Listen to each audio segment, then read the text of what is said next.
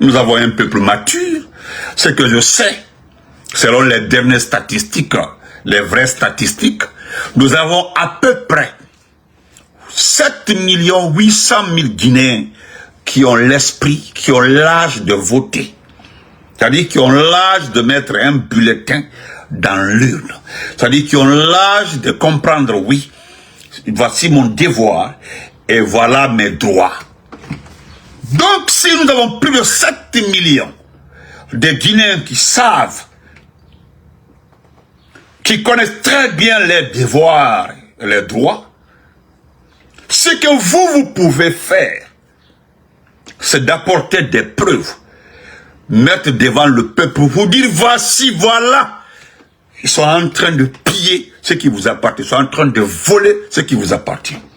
Ce que nous pouvons faire, c'est de dire à ce peuple-là, regardez dans cet état, dans ce pays, voilà, les mêmes actions-là sont sanctionnées dans ce pays. Voilà ce qui se passe lorsque tu te comportes comme ça dans tel ou tel autre pays. Tandis que chez vous, ça se passe et personne ne lève le doigt. Nous avons pris des pays corrects, des pays gérés par des militaires, mais qui ne se comportent pas comme ça. Maintenant, qu'est-ce que vous voulez?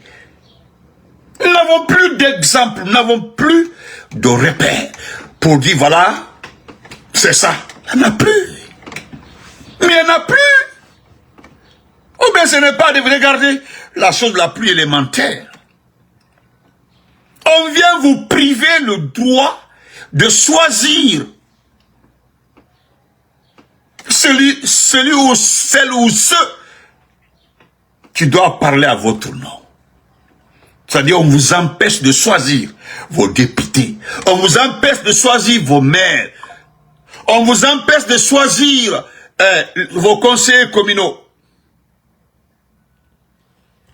On vous empêche de choisir vos représentants, ceux qui doivent parler au nom de vous. Maintenant, qu'est-ce que vous voulez? Donc, encore une fois, pour ceux qui le demandent, je fais ma communication.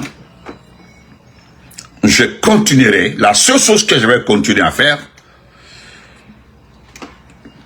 à chaque fois que j'ai un sujet, parce que vous savez, vous connaissez mon caractère, moi je ne fais pas comme certaines personnes, prendre le nom d'un communicant, en faire un débat. Moi je ne le fais pas, hein. On veut prendre la vidéo d'un communicant pour en faire un débat. Non, ça c'est pas bien du tout. C'est ça le travail de certains sur TikTok.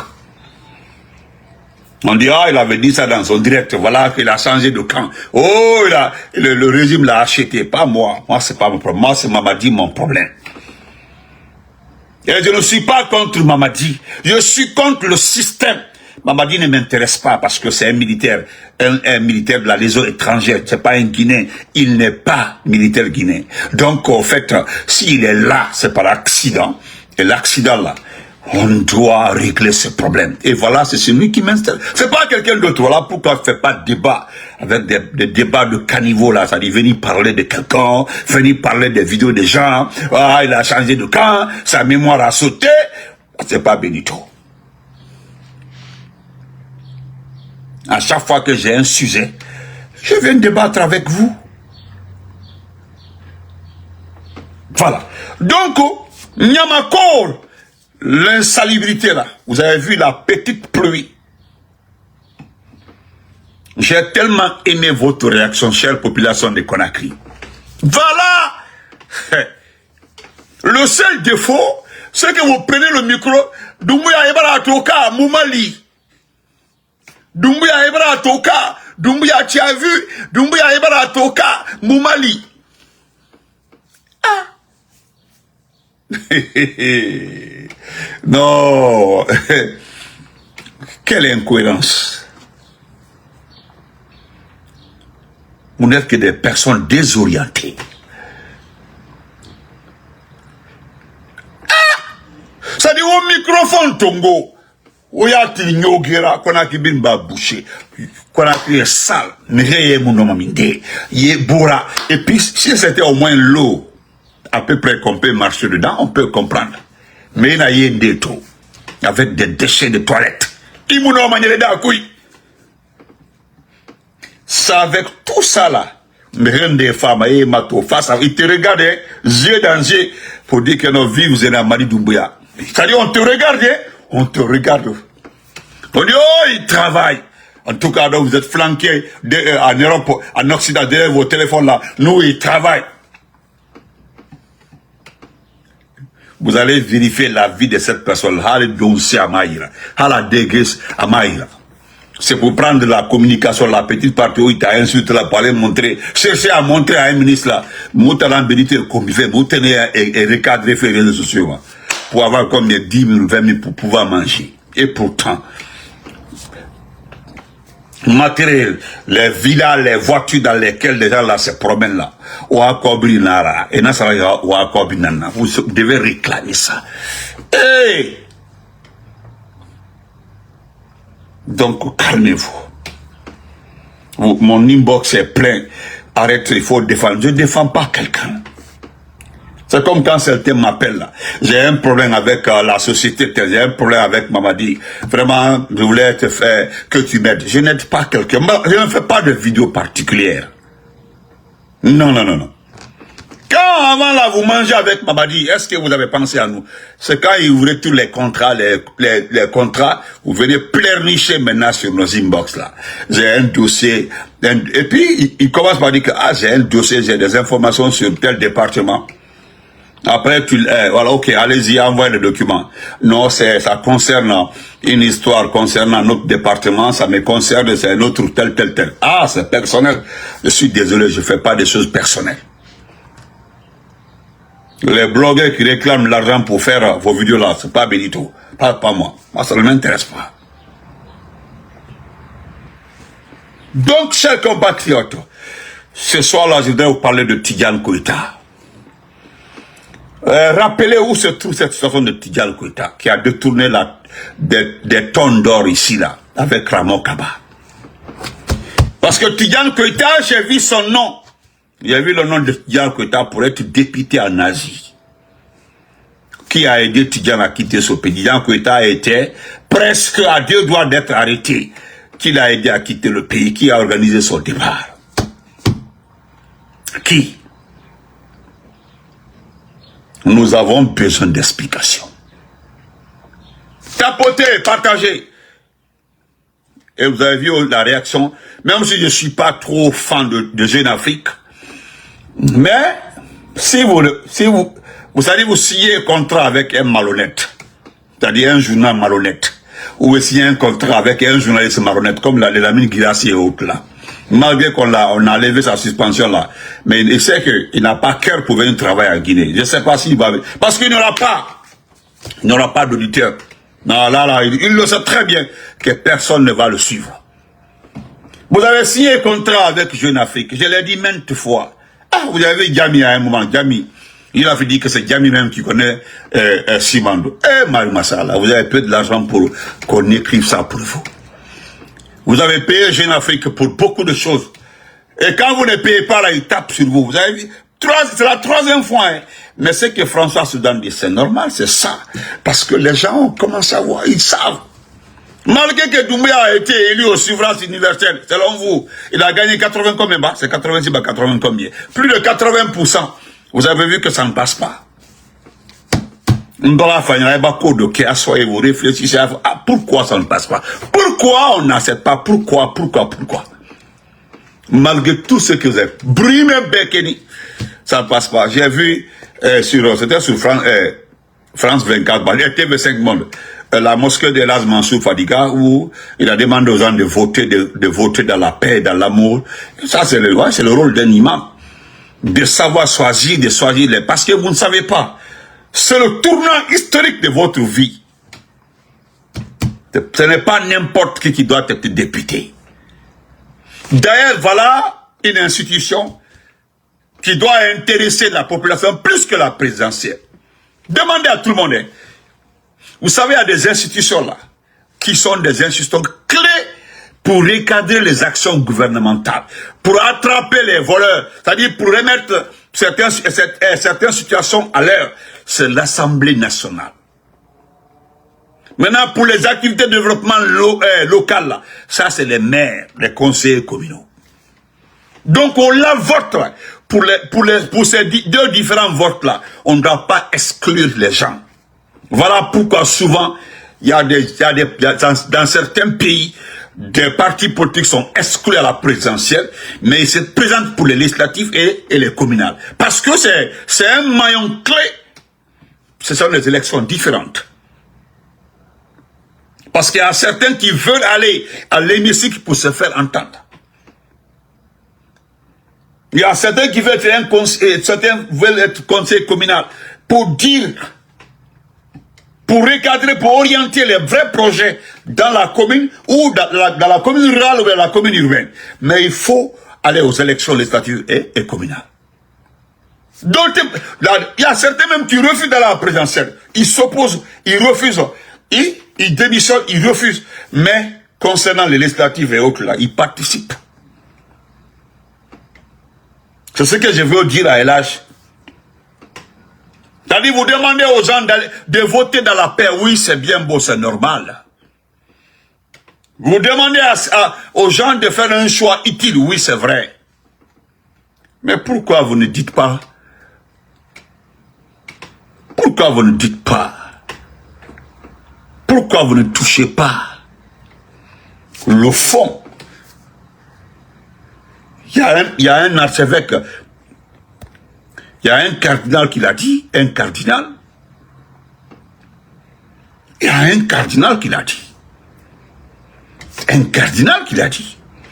Il y a un archevêque qui l'a dit.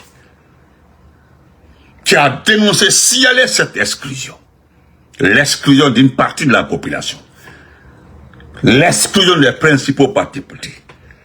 Il y a un cardinal qui a demandé au pouvoir d'accepter la participation de tout le monde. On savait que l'État là ne peut pas, le risque de laisser les principaux partis politiques participer à une élection. Ils ne veulent pas voir des députés qui peuvent... Vous avez vu Cissé qui est, pendant le CNT, le nommé Cissé là, ils ont refusé qu'il soit candidat. Et pourtant ils ont pris la plupart des gens qui étaient au CNT. Donc il fallait demander, il fallait dire ça et lâcher. Donc monsieur l'imam, moi j'ai beaucoup de respect pour vous. Vous connaissez très bien. La Guinée même a beaucoup de respect pour vous. Mais des fois là, ne laissez pas les choses en, qu'on appelle ça, en cours de route. Dites-les jusqu'à la fin. Donc Tidjane Koïta, bon si j'ai la vidéo je crois bien, ça fait longtemps. Donc, on m'a envoyé tellement de vidéos, excusez-moi. Même si tout Conakry, Belloni Bojiro, c'est pas le problème de Benito, ça ne m'intéresse pas, c'est pas mon problème. C'est votre pays, vous êtes le propriétaire du pouvoir, vous êtes le seul et unique propriétaire du pouvoir. Si vous le laissez dans la main d'un groupe de jeunes qui n'ont pas de soucis, qui n'ont rien, qui connaissent l'argent, c'est-à-dire qui ne veulent que l'argent, les contrats, tout. Vous avez vu avec Carrefour, Carrefour a envoyé, Carrefour, c'est différentes boutiques et autres, là, ils ont envoyé des sociétés, plus de 50 sociétés, ils sont rentrés dans vos activités. Vous allez voir, là, avant de vous retrouver là, ils ont occupé tout le marché public. Et c'est fini. Vous allez retourner dans les préfectures, dans les soupes pour faire le commerce. Les grandes villes, les grands centres là, ils vont tout récupérer. Et vous allez comprendre que c'est le but, c'était le but du coup d'État. C'était l'objectif du coup d'État. C'est après 3 ans, 4 ans, vous allez comprendre. Quand Carrefour, avec toutes ces sociétés, Carrefour, c'est un capital de 500 millions d'euros qu'ils ont mis sur le marché guinéen. Un capital de 500 millions d'euros, Carrefour. Avec les magasins Carrefour là, sont venus avec certains, sous label de l'ambassadeur de la France à Conakry. Celui qui a fait venir tous ces contrats là. Avant que vous vous rendez compte là, c'est trop tard. Adiwa Djoula qui est à l'intérieur. Vous allez nous appeler pour dire, Mbalutunya, Tralboula, le Tretunya, Aldo Fo, Abadjan, Awati Brassé, Autoui. Tidjane Koïta, ce petit voleur là, aujourd'hui, Tidjane sait très bien qu'il doit faire la prison à Calon. Voilà. Mais il a quitté le pays. Il a quitté. Mais je pense que j'ai la vidéo là. Et je salue le... Oh, où j'ai mis la vidéo là.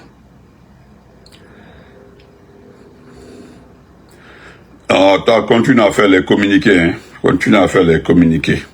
Toi, comment il s'appelle là?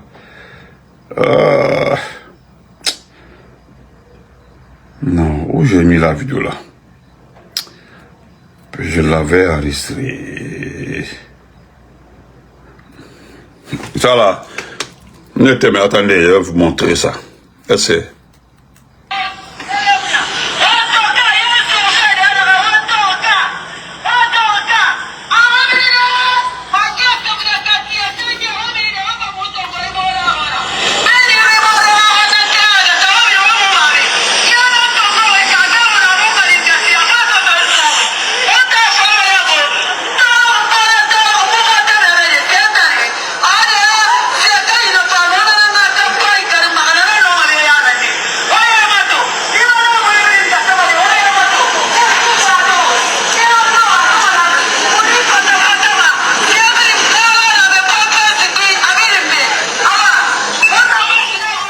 Voilà, ça c'est jusqu'à Bessia. Jusqu'à inondé.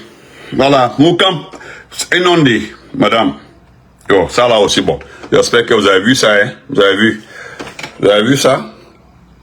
Voilà. Regardez ça, hein. Attendez, peut-être... Attendez, je vais nettoyer mes yeux, là. Regardez ça très bien. Vous avez vu ça? Voilà. C'est un Guinéen blanc, quoi. Un Guinéen blanc. Donc, Okonoko, c'est un Guinéen blanc. Regardez, hein. Regardez. Attendez. Je pense que vous avez bien vu. Regardez. Guinée. Attendez. Vous avez vu? Voilà. Voilà. Excusez-moi, pardon. Vous avez vu, non, c'est un Guinéen blanc. Voilà. Allez ici. Allez ici. Asseyez-vous, regardez. Et Allah. Allez ici. Oh. Vous allez lire. Un autre exemple, hein, rapidement. Regarde, écoutez ça. Écoutez ça. Je n'ai pas retrouvé la vidéo de Tidiane Koïta, mais ça c'est après. Écoutez ça. Le 15 avril dernier, Carrefour Market ouvre un supermarché à Conakry. En soi, rien d'extraordinaire. Une enseigne qui s'installe dans un nouveau marché, ça arrive tous les 4 matins dans le monde. Sauf que cette semaine-là, en cherchant autour de cette information, je tombe sur autre chose. BPI, la Banque publique d'investissement de l'État français, annonce 500 millions d'euros engagés en Guinée depuis 2021. Et fin mars de la même année, à Conakry, la même banque bénéficie d'une visite guidée de 3 jours réunissant 50 entreprises françaises, avec pour guide le ministère du Plan en coordination avec l'ambassade de France en Guinée. Et ce n'est plus un secret polichinelle. Depuis le début, Rothschild, KPMG et Stockbridge sont dans les salles de négociation de Simandou 2040. Alors j'ai fait un stop. Vous savez, la curiosité de gratter à la surface des annonces. Je ne sais pas vous, mais moi, quand je vois un fil qui dépasse, j'ai tendance à tirer dessus, juste pour voir où ça mène. Parce que ces événements pris ensemble n'ont rien d'anodin. Ils dessinent quelque chose. Et c'est cette chose-là que je vous propose de suivre dans cet épisode. Bienvenue dans Angle Mort. Quel bonheur de vous. Voilà. Donc, voilà. Merci. Vous allez comprendre. Bon, je laisse tomber ça. Bon. Ok. Aldanyaï. Attendez, j'ai retrouvé, je crois bien. Cet épisode. N'envoie rien des messages, ne dit rien à Karamogo. N'envoie rien des messages, ne dit rien à Karamogo. On a commencé par la conférence, on va le terminer par la conférence. On a commencé à converger et on l'a fini comme ça. Donc, s'il te plaît, oublie ça. Deuxième chose, c'est 28 millions qui est le problème.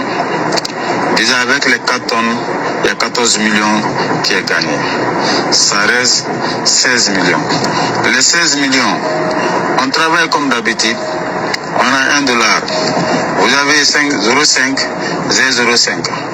Si Vous ne voulez pas céder, moi je cède mon 0,5 encore, plus votre 0,5, ça fait $1, ça va faire 30 millions sur les 20 tonnes. Ouais. On clôture cette affaire.